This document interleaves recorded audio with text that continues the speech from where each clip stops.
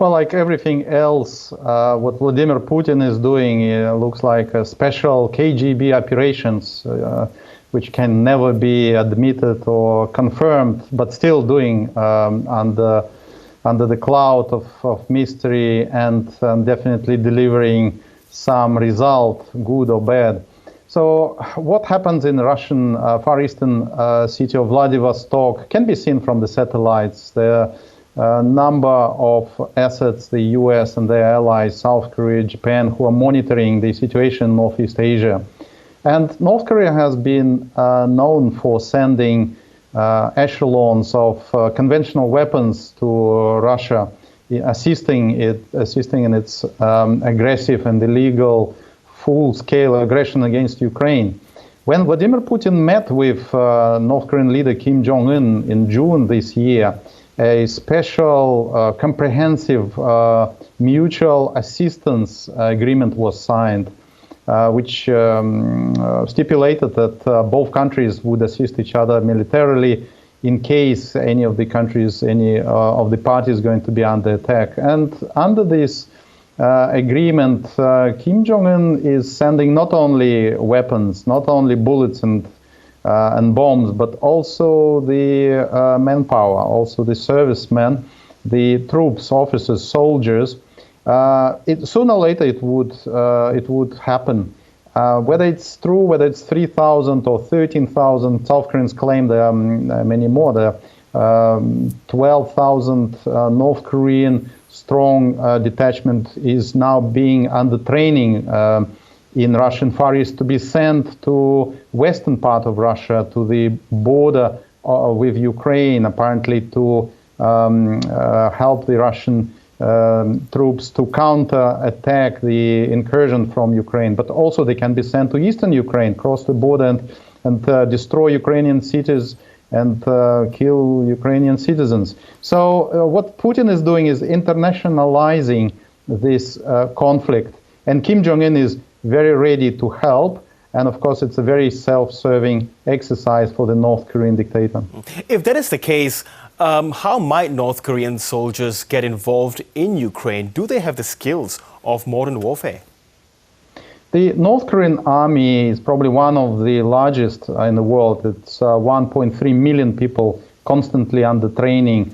And not all of them, of course, are going to participate there at the moment. We're talking about thousands of people, but Kim Jong-un can send many more if necessary. How well trained they are?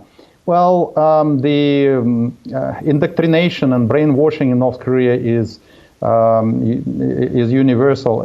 Everyone is growing under the perception that North Korea is the happiest country in the world.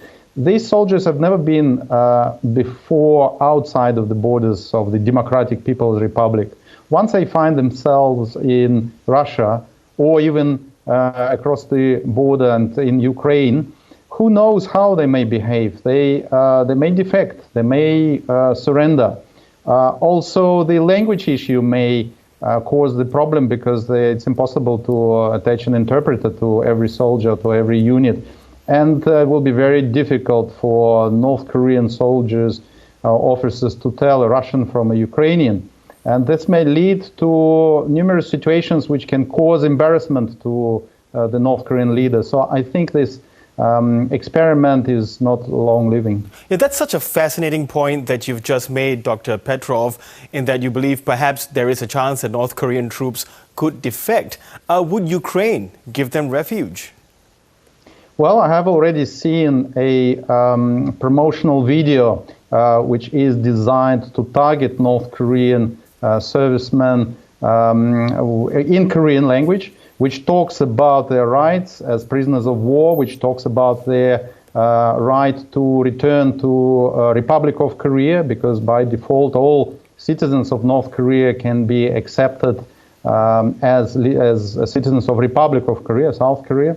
So potentially there is an avenue for people to change sides, to choose freedom, to change their life. But the problem is that all these people are hostages. Their relatives, their loved ones who remain in North Korea are taken prisoners. They are heavily and very closely monitored.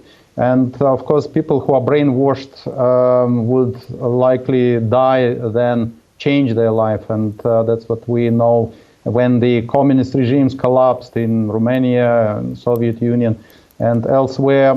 People tend to return to the safety and security of totalitarian regime rather than experiment with freedom and opportunities. Yeah. On the other side of this, we see South Korea sending military aid and weapons to Ukraine for the war effort. Are we perhaps seeing a proxy war playing out between Seoul and Pyongyang in Ukraine? This is what Vladimir Putin is trying to replicate, the effort of his predecessor Joseph Stalin back in 1950s, when the war of unification was instigated by Kim Jong-un's grandfather Kim Il-sung. And Vladimir Putin is trying to send the signal to the world that Russia is not alone. There is a coalition of the forces which try to confront the West, but it looks pretty weak. So if it's not Iran, then it's North Korea, and how victorious they're going to be is a big question. But South Koreans are willingly going to have safe and secure and provisions to Ukraine. In that case, North and South Koreans may see each other again across the front line, which is a repetition of a tragedy, and the Korean War, which tragically has not finished yet. And we may see this continuation of this internal conflict in Korea, somewhere in Eastern Europe, again 70 years later.